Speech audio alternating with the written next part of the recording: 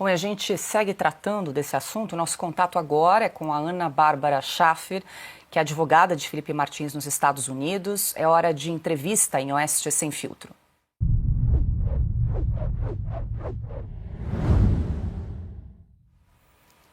Doutora Ana Bárbara, muito boa noite. Seja bem-vinda ao programa. Muito obrigada pela entrevista. Muito prazer estar aqui com vocês. Muito obrigada por nos receber hoje.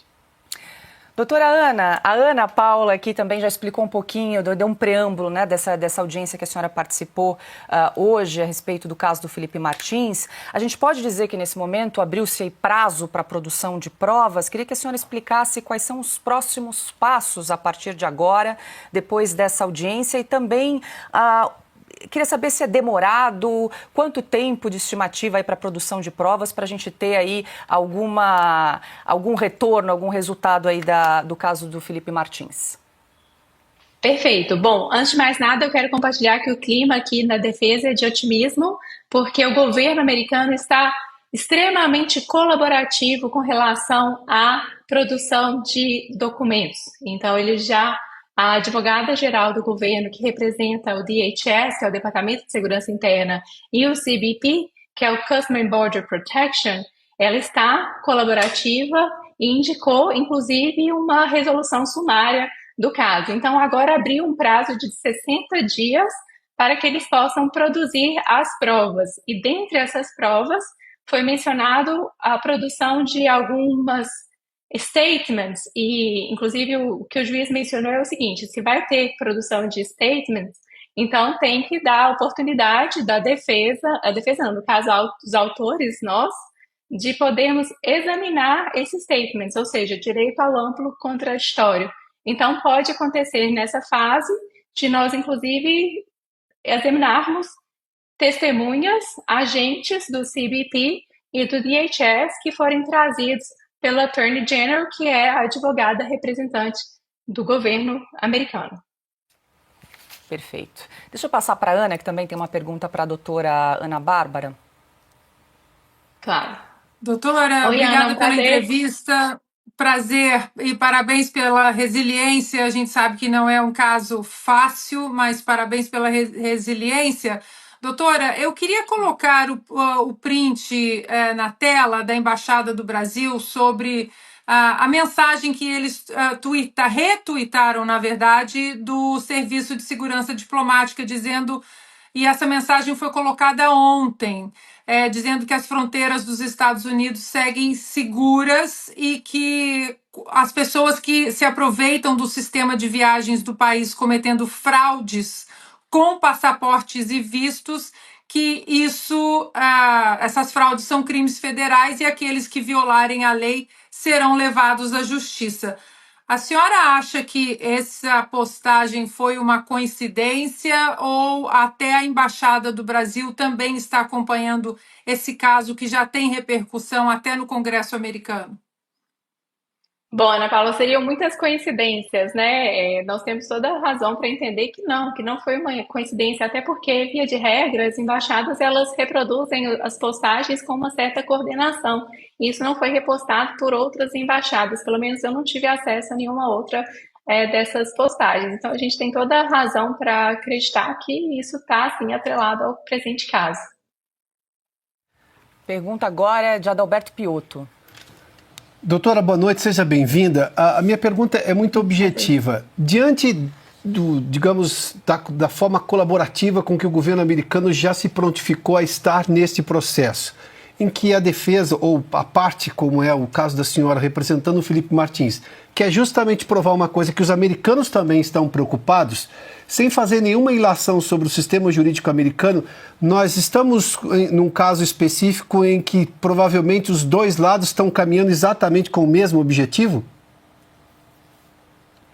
Posso dizer que sim. Num primeiro momento, houve uma tentativa de retirar o processo, eu acredito que por não entenderem a importância. Vocês ainda estão aqui? Sim. Sim, pois não. Ai, desculpe. É, houve, no primeiro momento, até uma tentativa da Procuradoria dos Estados Unidos de encerrar o caso, mas no sentido, nós entendemos que no sentido de não entenderem a gravidade do caso. Mas nesse momento, o clima é de colaboração e de produzir aí as informações que nós precisamos. Basicamente duas importantes, que é quando esse registro foi criado e por quem, que com isso a gente entende que teremos clareza sobre o caso. Augusto.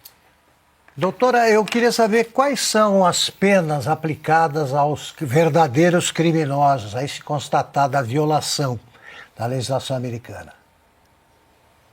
Perfeito. Augusto, esse caso específico não seria o caso criminal de responsabilização dessas pessoas, mas sim o caso para produção documental. Então, como resultado deste processo específico que nós estamos tratando, não necessariamente, neste caso, vai estar gerando uma penalização, mas a partir deste processo gerarão outros e aí sim haverão as devidas responsabilizações com as devidas fixações de penas. Aí teria que abrir um novo processo, doutora, criminal nesse caso? Depois desse período de produção de provas? Exato, a partir do momento que a gente tenha conhecimento do agente e entendido que houve má-fé, aí sim haveria ali um processo criminal nesse aspecto. Então, só objetivamente, para a gente entender, o que vocês buscam com essa produção de provas é saber quando foi feita essa manipulação do registro de entrada do Felipe Martins e quem é essa pessoa. São esses dois itens? São esses dois dados os principais que nós precisamos e estamos pleiteando o acesso. Perfeito. Doutora Ana Bárbara, quer complementar alguma coisa, Piotr? Doutora, só sobre essa questão de eventualmente segundo processo. Uma vez que se por acaso se estabelecer quem fez, e a senhora disse que são duas questões, quando fez, como fez e quem fez exatamente, se eu tiver, digamos, hipoteticamente, um agente americano, que obviamente vai ficar sob a legislação americana. Mas se eu tiver um outro cidadão que, digamos, seja aqui do Brasil, até porque o caso está ensejando isso, que fez essa manipulação que prejudicou o seu cliente, aí o governo americano pode se antecipar a medidas diplomáticas contra essa pessoa, seja de cancelamento de entrada nos Estados Unidos, independentemente do curso do processo aí? Isso já está acontecendo, mas desculpe, não sei se eu entendi bem a sua dúvida. Você fala do governo americano agir antecipadamente sobre quem realizou isso? Sim, isso. Sem que ele tenha aparecido no nosso processo?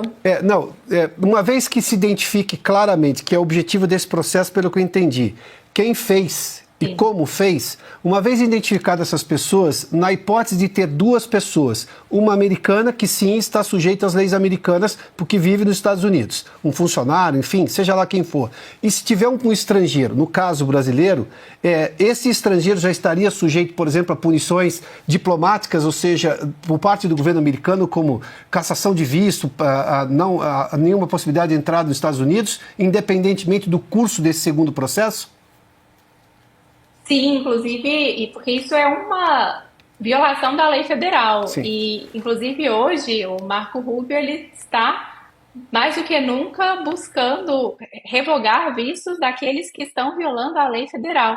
E isso não só nesse caso específico, mas em vários outros casos, por exemplo, com relação aos estudantes que fizeram demonstrações do Hamas, não sei o quanto, imagino que vocês estão acompanhando isso de perto também, que é um assunto relevante internacionalmente, mas atualmente nos Estados Unidos está havendo uma revogação de vistos em massa daqueles que violam as leis americanas. E no caso aqui presente do Felipe, isso aqui é uma violação de lei federal.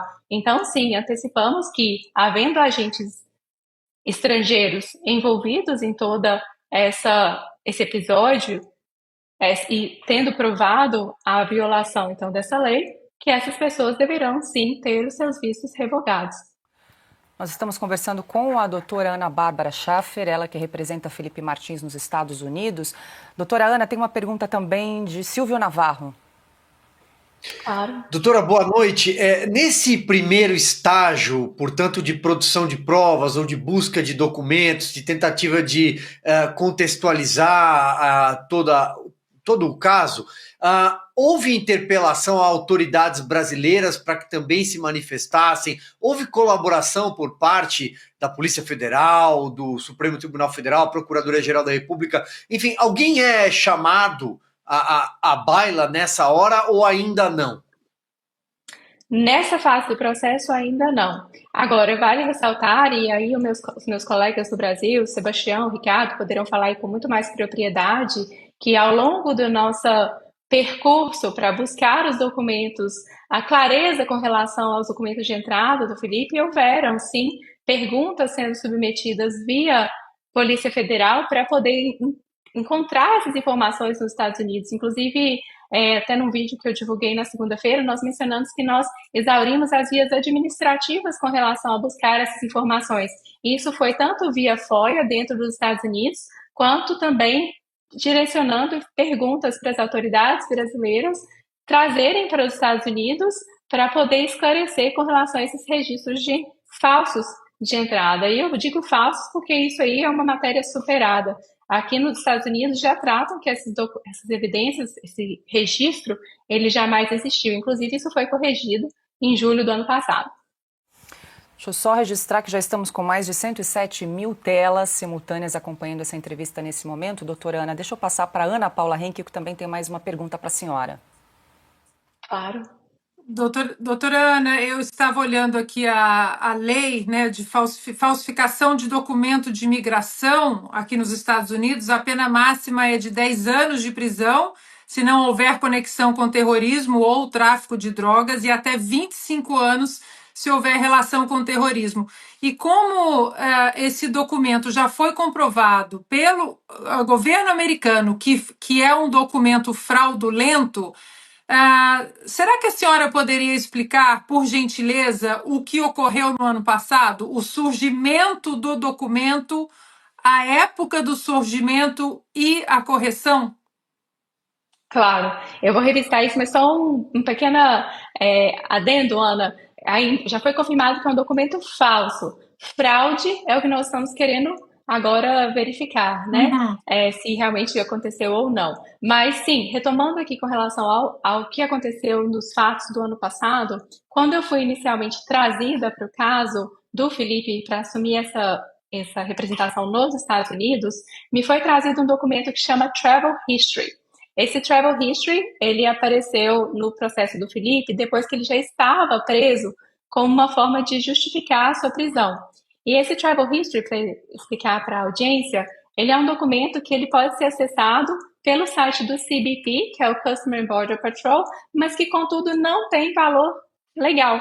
Ele é um documento que, inclusive, temos aqui um disclaimer no site, que ele é vedado o seu uso em processos jurídicos, e isso foi utilizado no processo do Felipe para justificar a prisão. Então, quando eu fui trazida, no caso, a minha primeira pergunta foi: e o I-94? O I-94, para quem viaja nos Estados Unidos, viajou no passado, é um papelzinho que você recebia antes em formato físico, e agora ele é digital e registra de fato a entrada do viajante no país. E hoje esse documento, então, ele é disponibilizado digitalmente também, mantido pelo Customs and Border Patrol. No caso do Felipe, isso é para ser emitido, se tivesse ocorrido a viagem, deveria ter sido emitido pelo CBP em Orlando.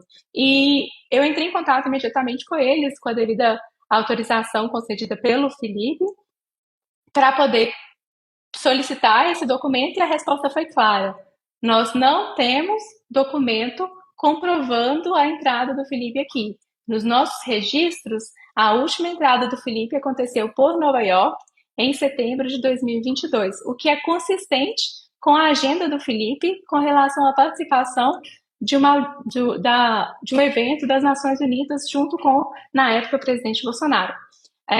Isso foi amplamente divulgado na mídia, e na defesa do Felipe, ao juntar isso no processo no Brasil, esperava-se que o quê? Que o Felipe fosse imediatamente solto.